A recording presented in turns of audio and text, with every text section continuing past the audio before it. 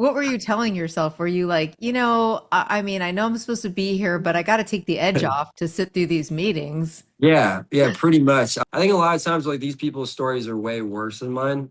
No, I was 18 at the time.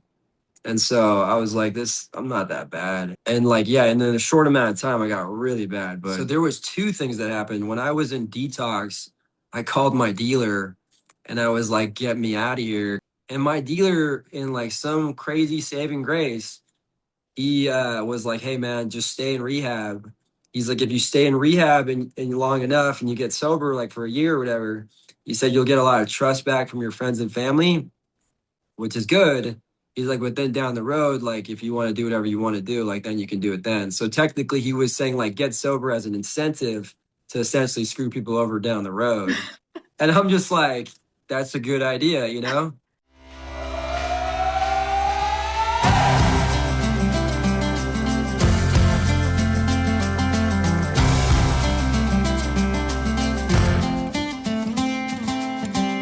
And I'm so excited to have you, Idris. How are you? I'm good. How are you, Stephanie? I'm so good. I'm excited because I did watch the Ultimatum and I watched the reunion, which we'll get into later. And I thought you were so cool and very composed. I We'll get into all of it, Sure. but I just want to say that when I saw your social media and saw that you're 16 years sober, I was like very impressed. And I think it's got to be really hard to go on any reality show sober and still be a person who talks about and like shares your sobriety, your path, your journey, however you want to say it, with other people. I had some expectations going into the reality TV show. It did not go as planned, but still like I feel like I'm on the right path, just walking through it and just doing the best I can. But yeah, so my parents are from Afghanistan. I know like I'm pretty like American though. I was born in California, like Los Angeles. I say dude a lot. I say like a lot. He's just so grew up with predominantly a white neighborhood. Also there were some Mexicans at my school too, but part of me was I never really felt comfortable in my skin. I mean, a lot of people in recovery have some of this like the same feelings, but I thought it was different for a long time. I thought it was because of my family, because of the pressure my parents, put on me at a young age that like in order for me to feel, as a person or like feel like comfortable in this world, I needed to succeed at a high level and I just needed to work harder than like the regular person. So, I was my parents stressed school and so I was always good at school. I was pretty book smart. And but progressing towards that, I did have some behavioral issues, and a lot of my behavioral issues, I don't know if it stemmed from some of the violent internal violence that happened in my family. My dad himself, like I can't really, claim he's an alcoholic, but he was a heavy drinker at one point. He came to this country at a young age. Because of war. He came from Afghanistan. It was war torn at the time. His father was actually assassinated, and like because his father was a general, and then so he took my mom, who he just newly married, and her side of the family pretty much to the US. And so that amount of stress on him like just took its toll. But he still like, kicked butt. He came to this country, started from the bottom, like, raised my brother at the time, who was, probably one. And for the first 9 years, it was just my mom, my dad, and my brother. And so they were in Virginia at the time. They came over to California. But again, like with that stress, being young, like I couldn't even imagine like what he had to deal with. And so because of that, my mom and dad started bumping heads. And then I was born and I kind of saw a lot of that. I had a different response than my brother. My brother was like the one who would it was weird because every time my parents would fight, I would just that energy would like attract me in a way where I was just like trying to like make it stop. But my brother would shut down and he would just kind of like stick to himself. And so like we were kind of different in that sense. But anyways, how that progressed was, I started cussing at a young age. I was like cussing my parents out. My parents tried so hard to put me in like therapy, and like I would go to therapists, and most of the time the therapist would be like looking at my parents like, what are you guys doing? Like what are you guys not changing? So like nothing really changed with me. but I still had my grades, and like that was like my cover story. It was just like, as long as like I'm doing well on the outsides, and I'm saving face, then like I'm good. And and then that Was this like in high school? it was all, Middle yeah, throughout it. school, high school, like, and were you already drinking at this point and then getting in trouble for that? So going into elementary, I mean, I started cussing like at the age of like 8, 9. Like it was wild. Like in elementary school, I was like yelling at my parents, but I mean, still, like I started eventually drinking around 12, 13-ish. That's And it young. was, yeah, I was pretty young. And it was initially, it was just like my parents' liquor, my buddy's parents' liquor. And I got pretty much blackout drunk the first time that, I just pretty much drank, and I didn't think there was any other way really. And so after that incident, though, there was consequences from that incident. Like, I put myself in some dangerous situations, but then the following day I woke up and was like, I love that, I Of want to do course. that. Yeah, I want to do that again. All And of us. because it was just like, it just felt like amazing. And so I, was a weekend warrior. So I just kind of kept my drinking under wraps for the week. And like that again felt like justified. I'm like, I'm in control of my life. I have control over my education, like my drinking. Just though when I drank, though, I still blacked out every single time. I did dabble like in weed. I did take like some pills periodically. I didn't even most of them were like muscle relaxers. But then like, I went through high school with there was still a lot of fighting between my parents and I, mostly my dad. He eventually found me, he caught me like drunk one day, and it was like and when we got into it pretty like badly, like there was some, like I got like, I don't want to go into too many details, but like it was after that incident, like my dad pretty much like he hit me and stuff. But like I have a lot of forgiveness for him now. We're pretty cool. Like, but essentially like he hit me until like I was like blacked out, unconscious. And I woke up the next day, and like I remember like I woke up and I went downstairs, and I was like, yeah, I was upset with my dad, but I was more upset with my brother and my mom, who were in the room when that one happened. That I remember I went downstairs and I had my eyes were so blacked out that like I had to, like, they were crusty when I opened my eyes. And I remember I went downstairs and I said, like, F all you. Like, I'm gonna do whatever I want. And I did. And so from like I was like maybe 16, like to 17 all the way until 18. Actually 16 to 17, I pretty much fought my way out of my parents' house, and they finally like let me go. And then 18 was like my final year in high school. And I still, surprisingly though, I still kept my grades up, even though I was under my parents' roof anymore.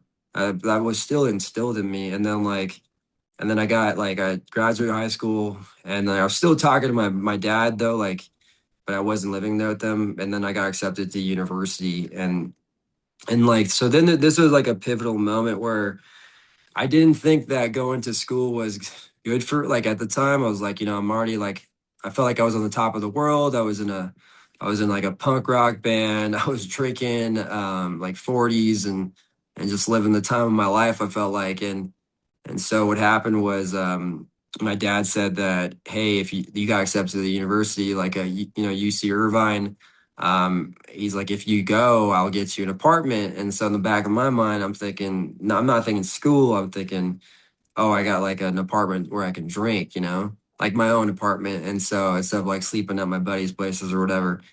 And so I went there, and it took like probably a good like 9 months of just drinking, isolating, getting into like a depressive state. And Hold I on. didn't think, Hold on, yeah, but sure. you were going to Irvine? I was going to UC Irvine, yeah. Don't they have dorms? They did, but I did an off campus like apartment instead with a couple of roommates. Okay. Yeah. That was your first mistake, man. Was it? Things probably would have gone better if you were just in a dorm with other Yeah. regular people. I think so too. I was so like, again, this goes back to me being like, and everyone from the show too is like, I was like a weirdo, I felt like an outcast. And and so like I didn't know how to like assimilate with other people. And so I was like, let me just get an apartment and then like have these like there was still some random friends that I made, but like even then there was like one guy in particular. We had two roommates, but one of them I wasn't even really cool with. But then one of the guys I let like so like luckily like was cool with. And so but yeah, it was just I was just me and him, and he had his own life. So it was just me most of the time, and which was pretty depressing. It got to the point where I was so lonely that I was like messaging my teachers, and like just like one my English teacher in specific. And I remember like I was just messaging her like I was missing class, and I was just talking about like myself. It was a weird relationship. I think she was like felt sorry for me at the time. But I'm then feeling she bad for you, for little Idris right now. yeah, there was it did come to a breaking point where she thought I was going to harm myself. And luckily though, she was still talking to me, right? She still was listening to me. Um, but she called the cops on me, and then like the cops and the dean of students came to my pretty much my apartment. I was like, the dean of students is taking the time to like come here. I mean, I took it a completely different perspective. I was like, oh, he's just trying to do his job or whatever. But she showed up too. I felt disappointed. I felt kind of betrayed. And then I was like, how could you do this? She was just looking out for me, right? And but I was just after that, like I pretty much left. I could come back to that later. I did make amends to her later down the road because I put her in such a weird situation, which was an awesome amends to make because she was like she hadn't heard from me in like years, and she's like, I'm so glad you're doing well, you know. And so, but yeah, essentially, I dropped out. And I thought like, okay, this is probably the best thing for me to do, drop out, go back to my hometown, like reconnect with my buddies and just kind of build my camaraderie again and just start drinking and doing that. But when I got back, everyone started to do their own they're already doing their own thing. Like some people were dabbling in harder drugs, and like my one of my buddies, my close buddy, I was like I had a talk earlier about he actually was hoping that I would stay away from everyone else because I had the opportunity to actually get out of that hole. And but I he was upset I came back, but I ended up doing like harder drugs also. I ended up doing pills initially, and then eventually like dabbled in heroin. It's so crazy how like quickly it just happened. I got like that moment of isolation in college. Like I could never shake it. It was weird because I know a lot of people they'll drink, and like I had some friends, close friends, they would drink, and if like they would just it's almost like they didn't have a second thought, And like for me, like immediately I just like created this guilty conscience in me that I just could not get rid of. And then it's like, why would I want to get rid of that? Because it's telling me something, right? It's like I'm messing things up, and like like I'm screwing people over or whatever. And so finally, the guilty conscience and all the shame, like just started to hit me, and then heroin was like the only option to just shut my brain off. Until eventually like I came to a head like around age 22, end of 2009. I had like ruined it was like Thanksgiving, and actually even prior to that I had like a failed like unalive attempt or whatever you want to call it. But I jumped off a 3-story balcony, but even that didn't that didn't even wake me up at the time. It was like again like it was like getting to that state of just absolute loneliness and despair, and just like not being there's like I burnt all my bridges. My mom was still trying to talk to me. My dad like let me live at the house, at the very least, because he didn't want me to just end up like essentially dead in a ditch. Um, but again, like it was just, I was left to my own, like myself, and like I could not stand like myself anymore, and like what was going on in my head. And I remember just this fleeting thought came into my mind is like maybe you got it all wrong. And like I was like maybe everything I've thought about and everything I've done up to this point was just I got it all wrong. And I was like maybe there's got to be another way. And so that's when I took that like moment of truth or like honesty that I had with myself, and I eventually like checked myself into rehab, and it was How did that go? Like, did you, I the mean, process. Yeah. well, just you just had the idea like I want to go to rehab. Did you like tell your parents, can you send me to rehab, or did you call them yourself, or what did you do? Yeah, that's yeah. So I feel like that a was lot of an people come to this point. I hear this a lot from people. They're just like, okay, I'm ready. I don't know what to do. yeah. So it's like two things happened. One, I did not know want my parents to know where I was going. And so but like I had to prove that I was going to rehab. So like I did have insurance luckily at the time. So I was 22 and so I gave the phone to my dad who was like the rehab person. They're like, "Yeah, your son is supposed to come into rehab this day." And my dad's like, "Okay, cool." And the reason why I told my parents is because I had $300 in debt from the dealer. And so I wanted to pay that off. But I only actually owed $200. And so I had an extra 100 just to make sure I bought and and so like I don't even think I told I should probably tell my dad about that. I don't think I ever told him the truth, really. That's kind of messed up of me. But so Give them the link to the podcast. I know, right? I'll send him a Venmo after this. Yeah. But I picked up and even after I picked up $100 worth, I got like messed up with a buddy of mine who took me to rehab. And it was shitty heroin. I was like, this isn't even the best heroin. Oh, I was like, when I get out of rehab, I gotta get some better heroin and then come back. Like that was like literally what was going on in my head. I was like, I gotta go out but I was so high that I didn't even know how high because like the people in there were like, oh, you're high out of your mind right now.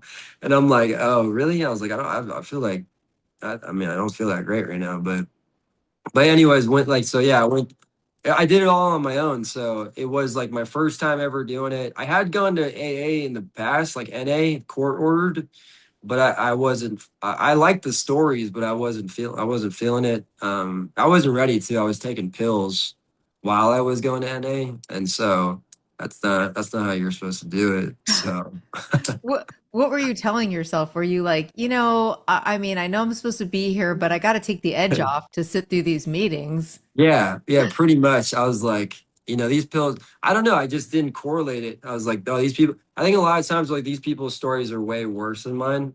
Yes, of And, course. and I was only seven. No, I was 18 at the time. And so I was like, I'm not that bad. And like, yeah, and in a short amount of time, I got really bad, but still so yeah, So when I got to rehab though, rehab kind of goes through like process groups and like they have you like talk about your feelings. And it was the first time. I mean, even prior to that though, like I was talking to a lot of my friends and I was so expressive about my feelings. Just and like a lot of friends were just trying to have a good time, Again, nobody had to get everyone's like Idris, like just you chill out, like You're a why buzzkill. yeah, I was a buzzkill pretty much. And You're yeah, like, just like but my loneliness, you guys. I know. I was a downer for sure. And but luckily like I had some good friends that like still stuck around and they heard me out. They like a lot of my friends like to this day like they love me and like I still love them today too. And some of them have not made it and unfortunately but some of them are still around, and so whether they're alcoholic or not, I mean some of them probably are not. I always wish them the best. But yeah, so so like when it came to rehab though, it finally gave me like a sounding board where I could talk to people who were going to listen to me. And so like they did and it was crazy because I would be in the process group and even in the group of people who were in front of me, everybody else around me seemed like they were doing like so good. Like they were happy instantly. There was just people were in relationships right away. Like people were hooking up at the rehab. I was like, what's wrong with me? I'm just like, am I not doing this right? And I just felt so depressed. And I mean, I had to see a psychiatrist.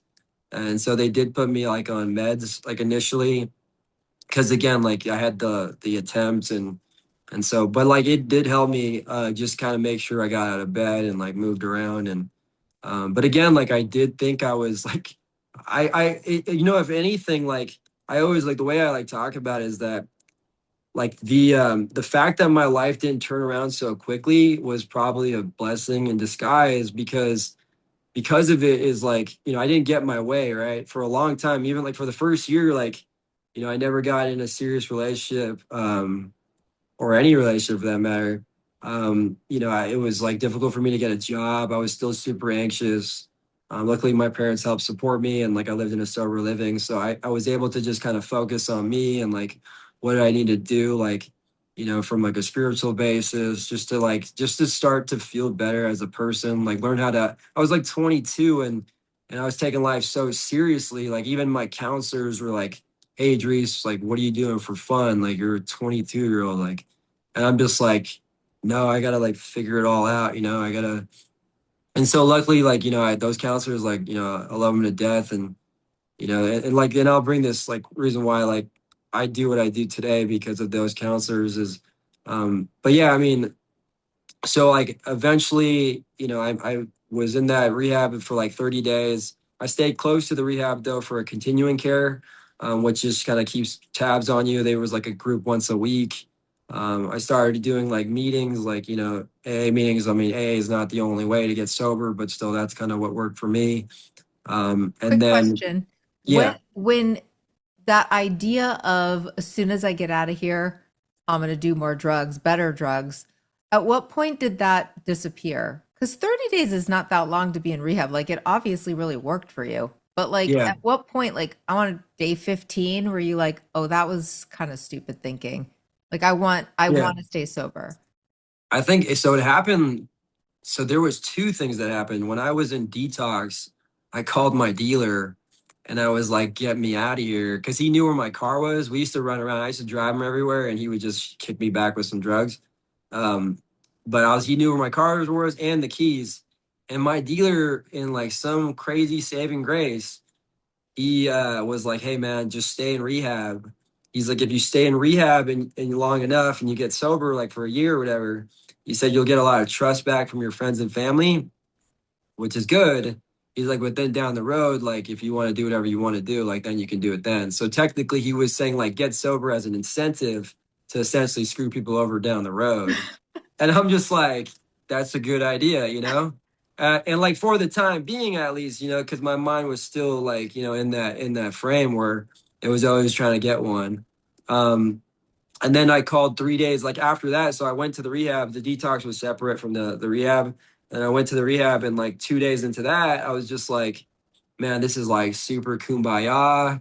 I'm like, everyone's holding hands. Like, it's just like, and I called that guy who drove me to rehab, and with him, he told me, if you feel the same way, you want me to pick you up, I will pick you up. Just give me a call back in like 3 days or whatever.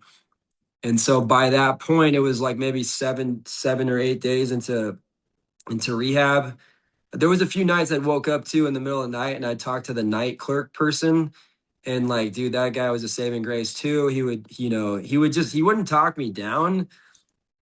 We would just like randomly talk about like metal music, and like we would talk about like Megadeth and like Metallica, and just like he told me like the dude from Megadeth, Dave Mustaine, was like the guitarist. He's like sober. He's been sober for like 20 something years. And I was like, no way. And we were just like, just it was cool, just having a person to chat with. And again, like that, though, all these incidences, like eventually, like, and then I met like my sponsor essentially, and he was just a random guy putting away chairs, just really wasn't trying to bring a lot of attention to himself, but super smart guy, graduated like magna cum laude from his college in like computer engineering, but he just had a huge heroin addiction, and he couldn't keep it together. And so he had been sober like a few years before me, and then he's like, yeah man, I'll help you out, like, and so linking up with him, and just like with meeting counselors, getting on the medication, eventually like at some point it just,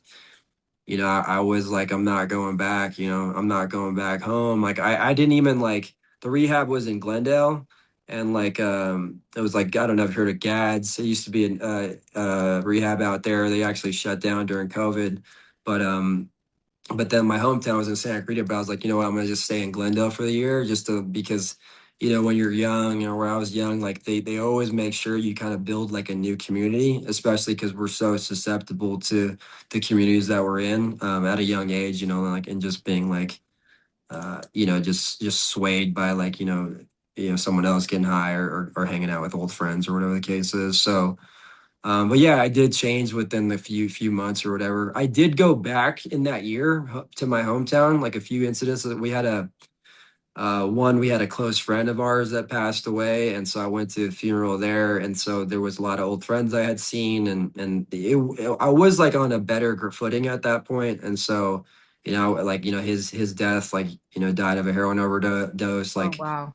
yeah, and so his death won't go in vain. Like it's like every death has been extremely painful, but for me, it's like I got to make sure that again these don't go in vain because I there's other people I can help, and I got to stay sober, and so yeah, and then like I think I went back a couple more times. I mean, I did visit family, but it wasn't until like a full year in Glendale that I was ready to like move back to my hometown. And the way I kind of describe it was I went a full day without like losing my shit. Because like I remember like I'd go like a day, like halfway through the day, and then I'd just be like flipping out over something that happened went wrong that day.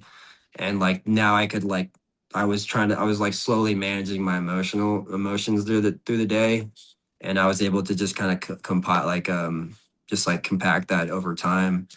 But it wasn't like I remember when I moved to my hometown to Santa Clarita that a couple months into that, I was living with my parents, and that has its own emotional toll too. Is like we had like a lot of alcohol abuse in the family for such a long time that did just not disappear. So I was living sober and still dealing with like some of the emotional triggers I had with like when my mom would say something to me or my dad would.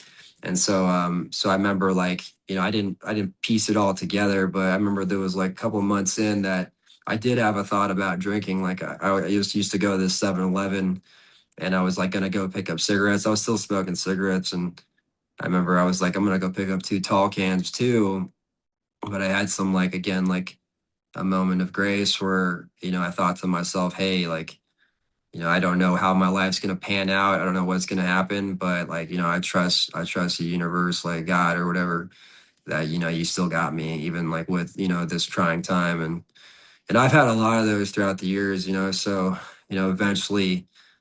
I got accepted to college again. I was like, I finally, yeah, I finally got I was actually working at like Whole Foods out in Valencia, which was a cool time. It was my first job, like sober, and like I was dealing with a lot of the anxiety that I had as just as a person, and just dealing with people, and like it got me out of my shell, and then eventually got accepted to college. But it was so weird because again, I did not want to go. I don't know if it was fear or whatever, but it probably was fear because I was comfortable. Um, but some lady at work, she told me that like, hey, like, is it about time? And like to me, that meant like, is it about time? Like, just get on, like to get on with my life. And so I was like, yeah, you're right. And so I went ahead and just went to Santa Barbara, UC Santa Barbara. UC Irvine actually didn't take me back, which I was like, I was like, okay, I guess you guys don't like me, but Santa Barbara, I don't know if you've been up there. It's Oh, gorgeous up yeah. there. Yeah. So like I was like loving it up there. I had never even been too, and like I just like drove up there with my car full of like all my clothes and stuff, and just kind of made the best of it. And that was a whole nother incident in itself too. I don't know how much time we have, but how many details you want to get into, but Well, what was it? Yeah, so you were going to college. You're now like 22 at this point? no. So got sober at 22, was going to community college, so like a couple years, and then like eventually at 24, 25, I got accepted to UC Santa Barbara, and then went up there like around 25. Yeah. And was that challenging to be sober in college? It's a It, party school, that Yeah, Santa I mean, Barbara. so the first day that I was out there, I was checking out two places. It was like a house right on the bluff, like looking over the ocean, and then there was like this sober living, like more inland. And so I went to the house on the bluff first, and it was like I walk in, there's like bongs everywhere, there's like Oh, alcohol no. all over the place. Yeah, I mean it was like, but like the one thing I saw though was like the backyard, the patio, like you literally see the ocean, and I'm like, this is like gorgeous. And then on top of it, like these girls like jumped over the fence. So like, hey, we're throwing a party tonight. Cause there was like a bunch of dudes who lived there. Like we're throwing a party night. Y'all are invited. I'm like, man, this seems like an awesome place to live, you know? And but I kind of like in that moment, because I was so scared for my sobriety that like I just admitted it to everybody. I was like, hey guys, like I just want to let you know like I'm sober, and you know, and they were all super supportive. And I remember like they were saying like if you can't find a place today, because I was like, I don't know if this is gonna be the right spot for me, and I don't want to be like a, you know, like a burden on you guys. Like, oh, don't worry about it. But like I was like, I gotta go check out some other place. But like if you don't find a spot, like you can live here however long you want. So like super nice dudes. I was like, which made it even sweeter to potentially want to live there. I was like, they're gonna let me live here for free until I figure something out.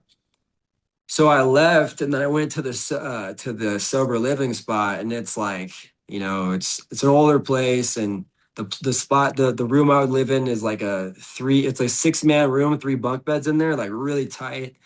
And like and the manager's this British guy. He's got his accent and everything, and like, but to me, like oddly, that felt like, you know, that felt like home to me. And so just talking to this guy and just feel like level setting, and I just felt like, you know what, this is the choice. And I literally had to pay that day. I had to pay like my deposit, and I was like, rather than live on the ocean and just take that risk. So, but it was a good move. I lived there for like 3 months, 4 months, until like I finally found like an apartment closer to the campus. And it just set me up like, you know, my first time moving to a different city, and just being, I was like 3 years sober, but still it was just like, you know, newly sober. It's just not a risk I wanted to take. So you went to school, you went all 4 years? I was, so it was like I Or had, you had gone to community first, so you went for yeah, 2 years? yeah, for like 2 years. And Okay. so And then you it's, graduate, and then you got a job or? yeah, so I was like working in Whole Foods up there.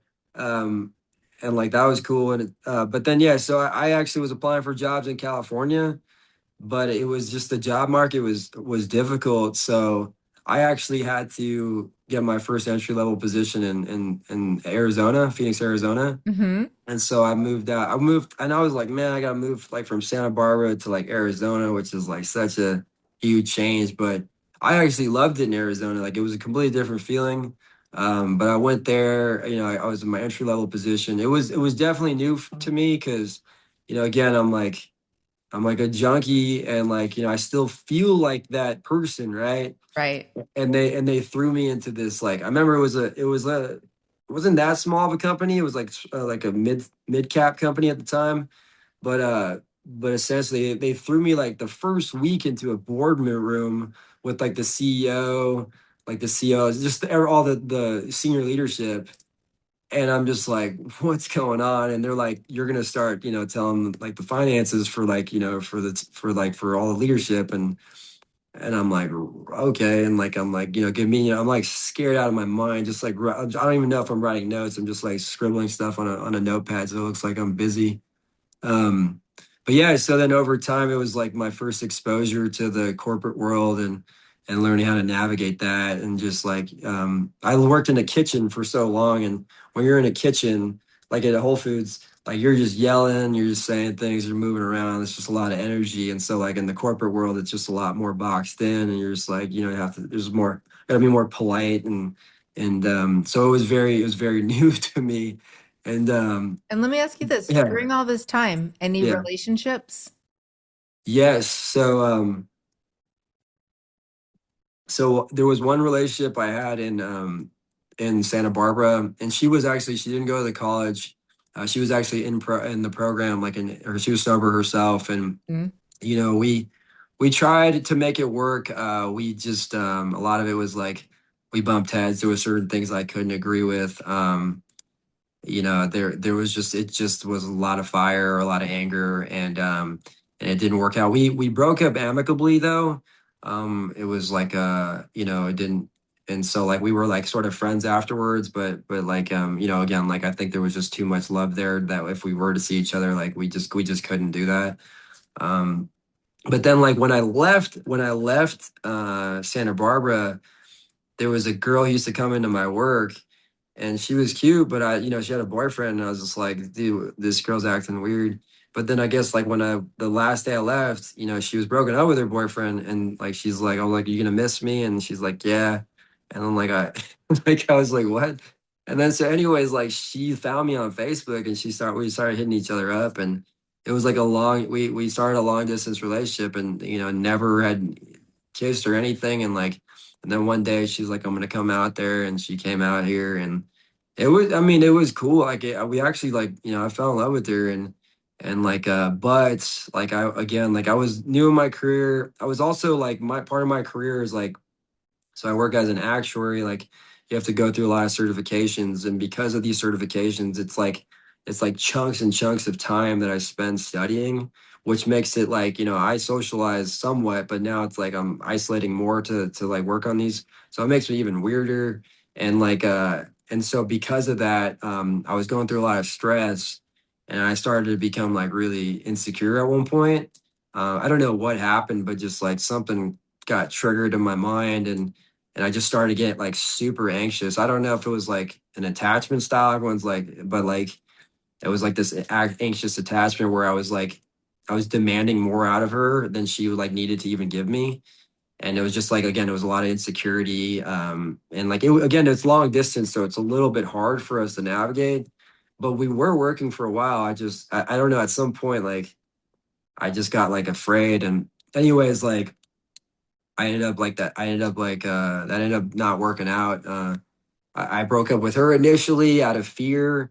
And then like we tried to get back together. I apologize for breaking up with her, like out of like just I don't know, it was just such a sudden breakup on my end.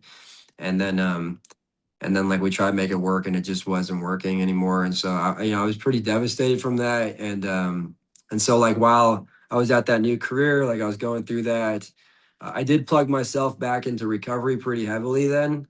And so it helped me kind of like balance out during that. And then like part of me was like, I think I need to move back to California. And especially my parents were like, you should probably move back because they're getting older. And so I was applying for new jobs, and I did get a job at a company in like in Long Beach.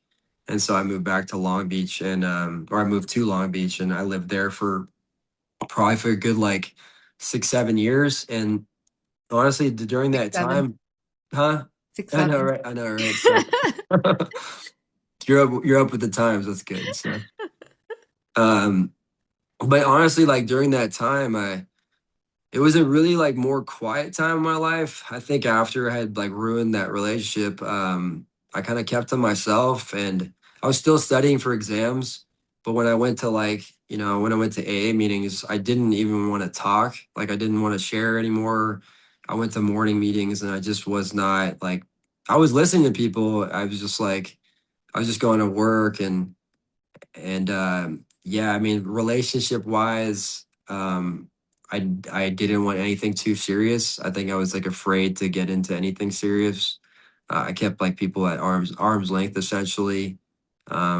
I had my like, oh yeah, I didn't talk about, I had my dog this entire time. I had my dog over like even when I was in college, and so it was just me and him mostly just chilling. And so that was nice. I mean, but essentially like, so COVID hit, and then like you know, everything was shut down. My dog passed away. So then like that was a sad moment. But then like, you know, a year after, I had completed all my examinations for all my exams. And then um and then what happened was, my brother, who was going to a Northwestern, he was going for his like MBA, his like executive master's MBA, master's in business associate, whatever, administration.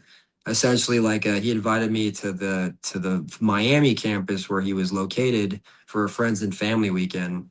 And so it was like all for, you know, I had to pay for the flight, but everything else was paid for. And so I went out there, and again, I just got my degree, like, and it's like my credentials. I was like doing pretty well, relationship wise. I was done. I was, I wasn't looking for a relationship, but I was done with like relationships that were just surface level.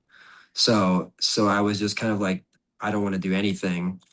And so when no, I mean, not like anything, but like, again, like not the superficial stuff. Like, if I'm gonna be honest, like I didn't want to have like a friends with benefits anymore, Right. because that just felt like almost like alcohol to me. Like, it was just like I was just hiding, and just like, it just felt very, no, nothing against the person it was, like, with, but to me, like, it was a disservice to both me and her. Hmm. And so, and especially since like she wanted something too. And so, but she was like, I kind of put her in a position where she was like, no, it's fine, like, if you don't like me. And so, but I knew she did. She liked me. And so, like, it was just a dick move for me to continue that. And so, like, I had to stop that, and like, make amends to that in some way. But so then after that, like, I went to Miami, and that's where I met Jessica Grace, that you've seen on the show. Hmm.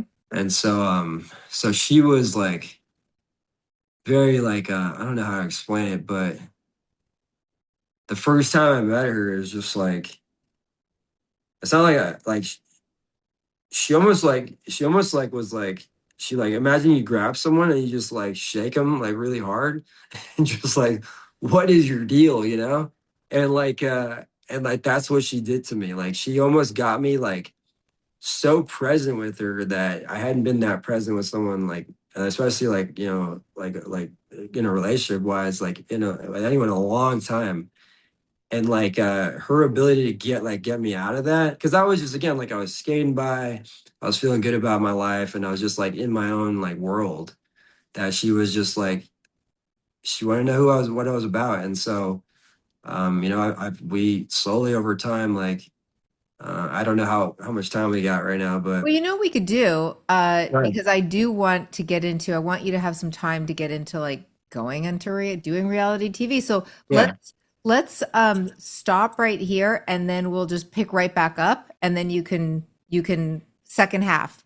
We'll do a Okay. part two. Okay. Yeah. So thanks everybody. Where can people find you? You want like some social media followers? You want Yeah, to you promote can. anything? Tell them where to follow you. Yeah, you can follow me at escissorsman dot or no, escissorsman, that's my IG handle, or escissorsdude, which is my TikTok handle. Oh, So okay. Yeah, you yeah. need some followers. Yeah, I get, Follow yeah. this man. And you put out like sobriety content. Yeah, he's a good follow. And he is also on the current season of the Ultimatum. You can find him there. But we're gonna hear about that in part two. Life is good, life is good, yeah. Life is good.